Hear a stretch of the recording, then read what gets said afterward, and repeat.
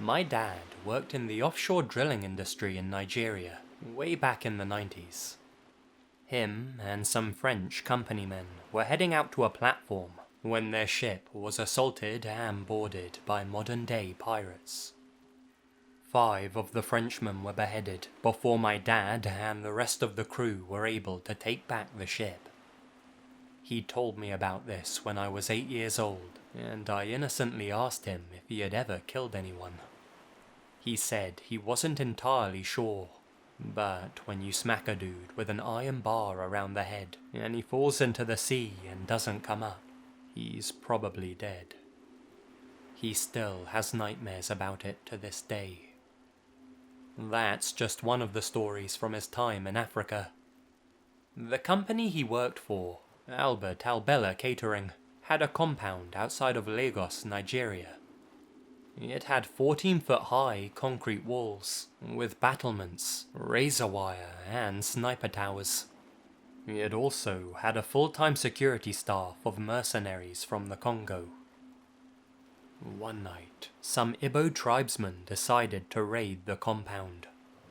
About 100 of these guys assaulted the compound with machetes in hand, throwing thick rugs over the razor wire, and even having some of their guys lay across it, and their buddies run over the top. The mercenaries managed to kill all of them, but I think 5 of the mercs were killed with machetes. My dad said they were burning bodies for 2 days after that. My brother is in the Navy and was showing us a DVD of one of his tours. There was one shot where all you saw was a box floating out in the sea. If you didn't know better, you might think it was fallen cargo or something. My brother paused the DVD and told us what it actually was. They got down into the water and found out it was an old refrigerator that was locked. When they got the thing open, there was a very dead human body inside of it. Worse than that, it had clearly been scratched from the inside. They were pretty far out from land at that point, so nobody knows how long the body had been there, just floating around. A friend of mine, known as Damo, was an avid fisherman, and he and his dad used to go out to sea fishing whenever they could. A few years ago, he told me this story, and I've got to admit, it creeped me the hell out. Damo and his dad were on the second night of a deep-sea fishing trip, and they decided to get some sleep in the early evening so that they could catch a specific type of fish around 1 a.m. That was apparently the best time to catch this type of fish. Anyway, they only had a smallish boat, but the weather was extremely pleasant, and the sea was calm to the point of stillness, so they figured it would be a great night's fishing for them. Around 12:30 in the morning, they start setting up their gear. As they were on the starboard side getting bait ready, they heard a loud splash on the port side. As there was almost no swell, they figured it was either a large fish or some gear that had somehow fallen in, so they went over to look. Floating face up in the water, only a few feet from the side of the boat, was a young woman. She couldn't have been more than 30. She showed absolutely no signs of decomposition or bloating, and there was nothing tangled in her hair, all of which would normally suggest that she had been in the water for some time. She was wearing a simple white skirt and a blue-coloured strappy top, both of which were clean and apparently looked barely wet. Again, all indicating that she had just gone in the water. She wasn't wearing any shoes. She showed no signs of damage, like having been beaten or attacked, and her eyes and mouth were shut. Damo said that she looked totally peaceful, and like she was simply asleep, and just floating on her back in the water. They were both totally freaked out by the whole thing. They needed to make sure if she was okay, and tried to wake her up by shouting at her. They even threw a line, hoping to catch her enough to pull her back in. She showed no signs of movement, and the splashing around they were making with the rope served only to let her body float further away from the boat. When she was a few meters away, Damo ran off to grab a fishing rod, hoping they could pull her in that way, and his dad ran to the cabin to try and call the Coast Guard for help. When Damo got back to the side, she had vanished. He frantically searched around and splashed in the water with the rod, thinking she had bobbed underwater or even drifted under the boat somehow. But the body was just gone. Eventually, Damo's dad, figuring they couldn't leave a potentially unconscious person in the water, jumped in and swam over to where he last saw her, hoping to find her under the surface of the water. He didn't find anything. They sailed the boat around a good half-kilometer circle, but they never saw her anywhere. The Coast Guard did come out, and Damo and his dad were kind of interrogated to make sure they hadn't murdered someone or dumped a body, but nothing came of it all. As far as anyone knows, there were no links made to any known missing women in that area that they were fishing in. The freakiest thing about all of this is that the boat was thoroughly checked before they set off, so they could say with certainty that there was no one else on board. Like I said, the body was in a fresh state, and they were far away from land or any other boats. The time between the splash and the discovery of the body was maybe 30 seconds at most. That's the part that shook them up the most. That her appearance was preceded by the heavy splash in the water, suggesting that the body had entered the water from their own boat. They tell the story now as a kind of "you won't believe what happened to us" type thing, but it shook them up badly, and neither of them has been back to fish in that spot since. The sea is a vast and seemingly empty place. Many fail to grasp this when asking questions like, how can you just lose an airplane in the ocean? I found myself on my ship somewhere in the vast expanses of the South Pacific Ocean. We had been cautiously avoiding big storms which I knew to be all around us, out further than the eye can see, although our local ocean area was calm and peaceful. I was on watch when I noticed something out there in the distance, bobbing along, that I had never seen before, especially this far from land. As I got closer, I identified what was clearly a makeshift raft made from lashed together bamboo with a snapped mast and an empty cooler moored to the deck. Upon this raft was not a soul. The chances of coming across a raft to begin with are small enough in that part of the ocean. Thinking about the person or persons who once sailed that raft, why they sailed and how they met their fate, that was what creeped me out. I was working on a car carrier 4 years ago in the Middle East.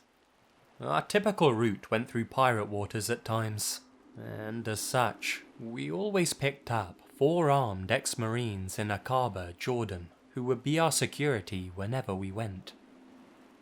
One night, while we were going through pirate waters off of Yemen, we started to have problems with the main engine. So we stopped and had to drift for a while to figure out what the problem was. During this time, I was working on the stern, or the back part of the ship. I couldn't really see anything out in the ocean, since everything was so dimly lit on the ship. I turned on the spotlight, and there he was. This guy with a gun, in a rusted little boat, just staring at me, about 15 feet from the ship. I just stared back at him, kind of stunned. I was afraid that if I reached for the radio to call one of the Marines, he would shoot me. So he looked at me, and I looked at him, and he sort of gave me a nod as if to say, "You made the right decision." I gave him a nod back. He then slowly rowed his boat back off into the pitch-black night. I don't know how many others there were, but I did call it in on the radio as soon as I lost sight of him. I still remember his face even today. That deep, stern, concentrated look. My grandfather was on the USS Block Island when it was sunk off the coast of Italy in 1944. Obviously, there was no time to grab personal things, just grab a life vest and get the fuck off the ship. 6 men were lost and 951 were rescued. The other ships in the fleet sailed full speed towards the floating survivors, then cut their engines to avoid detection from the U-boat's radar. Their momentum allowed them to drift through the survivors and pick them up. My grandfather said he had to tread the water for hours before finally being scooped out of the ocean. Most of the guys had life vests, but they only helped keep them afloat for a little while, and they had to share them. He said that he didn't have enough strength to pull himself up onto the rescuing vessel, and that a Marine that pulled him out of the water was one of the largest men that he'd ever seen in his entire life. As the Block Island sank, the survivors heard an explosion. They were pretty sure it was the sound of the vessel exploding, either as a result of the water pressure on the munitions, or maybe something in the ship was still burning and caught the fuel supply. The German sub that hit them thought the explosion was the sound of them being hit, and surfaced to assess the damage. When the Germans surfaced, the rest of the fleet blew the U-boat out of the water.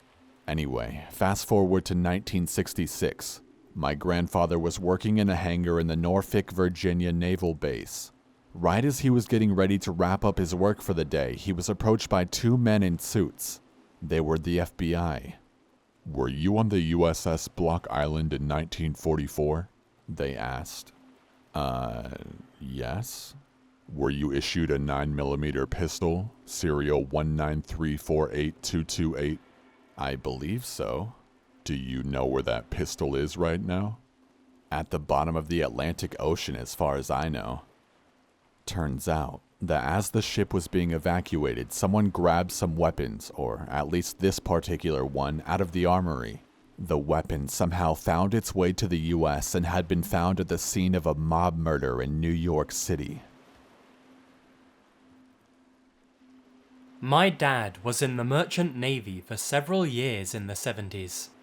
He has a ton of stories, but he says that the weirdest experience he ever had at sea was when his ship was traveling through the Bermuda Triangle, famous for strange or supposedly paranormal events occurring within it. They were traveling at a low rate of knots through fog, and suddenly came across a small boat with 3 Far Eastern-looking men in it. The men were all standing to attention and saluting, but weren't responding to my dad or the crew, who were shouting to see if they were okay. Not once did they move or shout back. I know what you're thinking, but these weren't mannequins.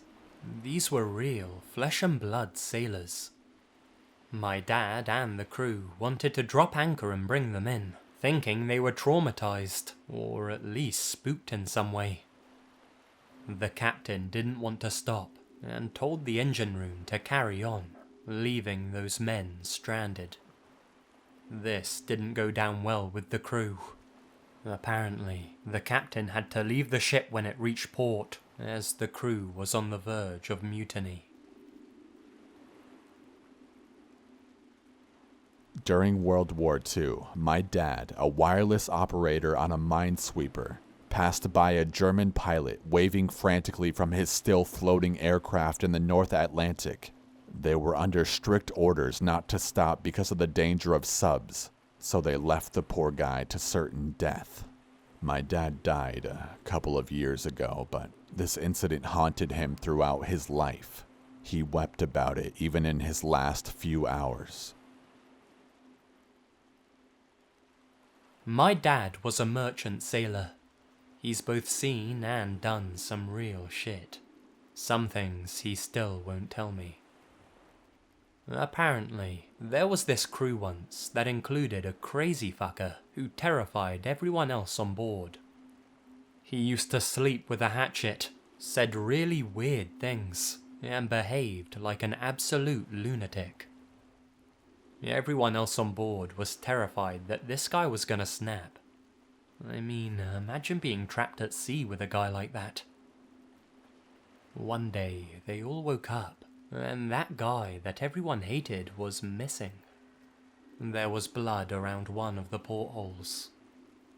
The way my dad puts it, you can't fit a whole grown man through one of those portholes. Believe me, I've tried. I've been sailing all my life and have somewhere around 6,000 sea miles, as well as years and years of inland dinghy racing experience. The sea just does strange things sometimes. Wind against tide and underwater obstacles causing weird currents to create unnatural waves, and it starts to feel like the sea is just throwing water at you at random. Fog at sea at night really fucks up your senses too. Everything is quiet and you can't see anything but the boat immediately around you. You keep looking for lights on other ships and listening for foghorns or the sound of engines in the distance, and your brain starts playing all kinds of tricks on you. In a busy shipping lane, it's a serious business, and in a very real way it could be life or death if you miss a ship that hits you and sinks you. You start to see lights everywhere around you. You start hearing engines creeping up on you. You stop your boat and cut the engine to see if you're hearing anything real, and you enter an even stranger world of sensory deprivation. It's eerie as all hell. My father and I once witnessed a full solar eclipse while at sea. It was in the middle of the English Channel, and it was the strangest thing. There was thin cloud, but the sun was visible through it. We were within the total eclipse zone and could see the shadow coming from miles away. It looked like the biggest, most angry storm I've ever seen. Generally, the darker the clouds, the more it's going to hurt. This was a darkness as dark as possible at sea during the day. I talked to my dad about it afterwards, and we both felt a real uneasiness getting worse and worse the closer it got. Our bodies and subconscious were readying us for dealing with a really shitty and dangerous situation. It was just like how some people describe seeing a ghost. A cold chill and feeling really on edge. It really was like a ghost storm. A lot of sailing becomes instinctual after a while, and you get a feeling about what's coming from watching the clouds and waves off on the horizon. The eclipse gave off every sign of absolute nastiness but passed without any real-world effect other than darkness. Really, really creepy.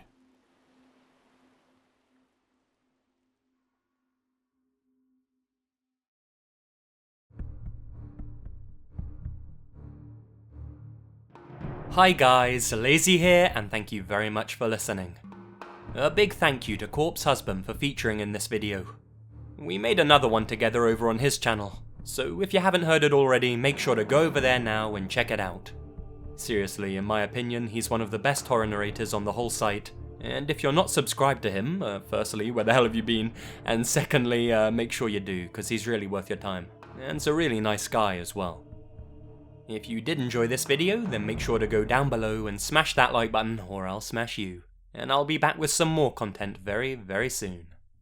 So until then, Lazy Legion, you all stay spooky. And remember, the best things happen in the dark.